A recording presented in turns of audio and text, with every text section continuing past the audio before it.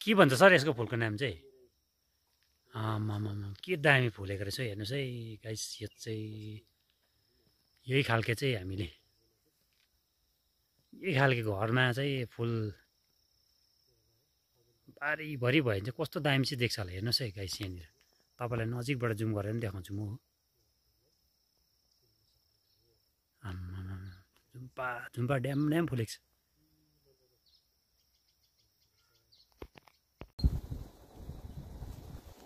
यहाँ हाम्रो आप्पाहरूले पहिला सर्वे गरेको र अहिले भने चाहिँ खाली खाली नै यहाँनिर आएर धज्या अलिक खाली खाली भएको देख्यो अरे। यहाँनिर चाहिँ बाख्राहरू पनि सेल्फी लिनुको लागि आएको होला यो बाख्रा पनि है। यो चाहिँ खसी रहेछ है फेरि। सर यो चाहिँ खसी रहेछ है।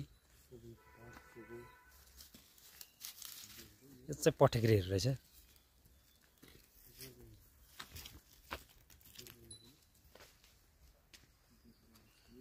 I love धजे। सर पनि मस्त हुनुहुन्छ भिडियो बनाउनु।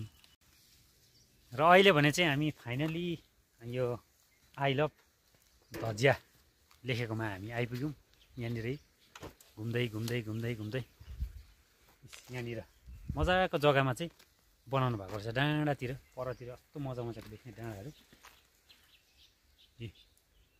हाम्रो सर पनि अब यहाँ रेडी हुनुहुँदैछ। सर लु रेडी होइन सर? अब सर एउटा डान्स त गर्नु पऱ्यो सर। अब आज त रिल्स त बनाउनु पऱ्यो त हौ। आई लभ धजिया सरले यहाँ बाइक रोक्नु भएको छ हो। यहाँबाट चाहिँ हेर्नुहोस् है गाइस कस्तो मजाको देख्दो रहेछ हो। तलतिर हेर्नुहोस् नि दामी देख्दो रहेछ नि। यहाँबाट चाहिँ क्या मजाको देख्दो रहेछ है। भ्युज नजारा एकदमै राम्रो देख्दो रहेछ यहाँबाट चाहिँ हो। यताबाट चाहिँ अलिक जङ्गल रहेछ तर यहाँ चाहिँ एकदमै राम्रो रोड हेर्नुहोस् न। रोड क्या मजाको सल्ल परिएको है। स्कुलहरू रहेछ त्यहाँ तल पारिको नजाराहरू हो।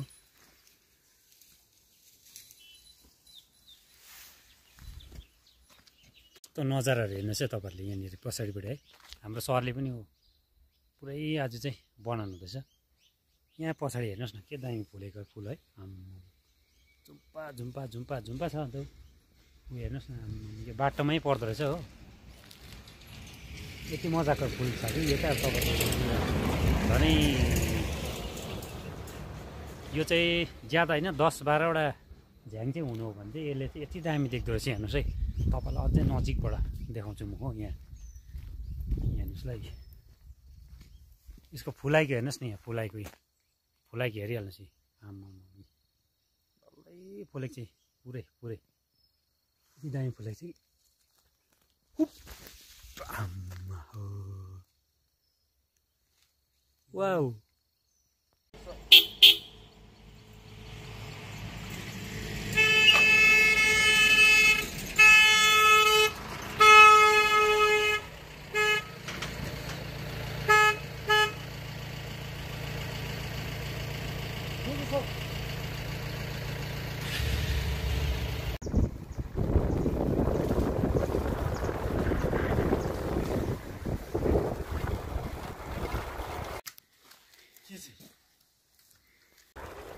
गुड इभिनिङ छ सम्पूर्ण मेरो फेसबुक मित्रहरूलाई।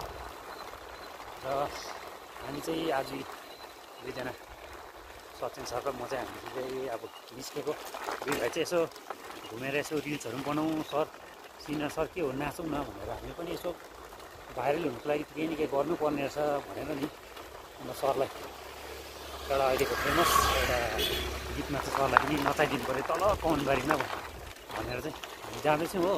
सर र म के गर्नु कहिले चाहिँ हामी यस्तो खुट्टाहरू मात्रै खिचेर है कहिले चाहिँ यस्तो बाइकमा मात्रै हिँडेर चाहिँ कहिले चाहिँ भाइरल हुनु भनेर चाहिँ सरलाई कि सरले चाहिँ भन्नुहुन्छ भाइरल हुनुको लागि त सर अब तपाईँले कुछ न कुछ एक्स्ट्रा गर्नुपर्छ नि भन्नुहुन्छ नि सरले कि के गर्नुपर्ने हो गाइस हो यसो तपाईँहरूले पनि यसो भिडियो सेयर गरिदिनु भयो भने पो अलिकति पनि यसो फेमस हुन्थ्यौँ होला है।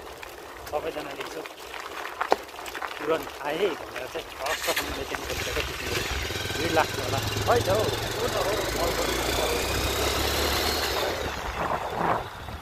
भ्युज पनि छैन यी पछाडि नयाँ गरी तल हामी पुग्यौँ सङ्गम बजारको माथितिर छौँ यहाँ रोड मात्रै देखिरहेछ यहाँ भ्युज चाहिँ अब अलिक रोड अब भित्र परेकोले गर्दा चाहिँ त्यस्तो ज्यादा अब भ्युज चाहिँ देखाउनु पाएको छुइनँ तपाईँहरूलाई र पनि तपाईँहरूले धेरै सपोर्ट गर्नुहुँदैछ है एकदमै खुसी लाग्छ तपाईँहरूले धेरै माया गर्नुपर्छ यस्तो माया गर्दै जानु होला एक आपसमा हामी यसरी नै एउटा मित्रता बढ्दै गयो भने त केही न केही हामी गर्न सक्छौँ होइन र हेर्दै गर्नु होला मेरो पेज रोहन शर्मा पेज र हाम्रो सर सचिन सरको पनि पेज छ सचिन तामाङ पेज छ उहाँको र युट्युब पनि चलाउनुहुन्छ उहाँले पनि म पनि युट्युब चलाउँछु है सपोर्ट गर्नुहोस् है पारी पारी जानु पायो भने हामी कस्तो मजा आउँछ नाइस लुकिङ नि है सर हजुर नाइस भ्युज है सर सर त्यता चाहिँ हामी जानु पाए चाहिँ कस्तो मजा आउँछ दामी भ्युज आउँथ्यो नि सर युट्युबतिर फेसबुकतिर हामी त सर कहिले चाहिँ हुने हो भाइरल कहिले हुने सर तपाईँ सचिन सर यस्तो भित्ताहरू खिचेर है यो के अरे बाइकमा हिँडेको खिचेर हामी चाहिँ कहिले भाइरल हुनु है कहिले चाहिँ भाइरल हुनु हामी पनि लु गाइस सपोर्ट गर्नुहोस् न सपोर्ट गर्नुहोस् त सपोर्ट गऱ्यो भने पो एक आपसमा हामी सबैजना हात समातेर माथि उक्लिन सक्छौँ त हो खै त्यो सपोर्टै हुँदैन गाइसहरूको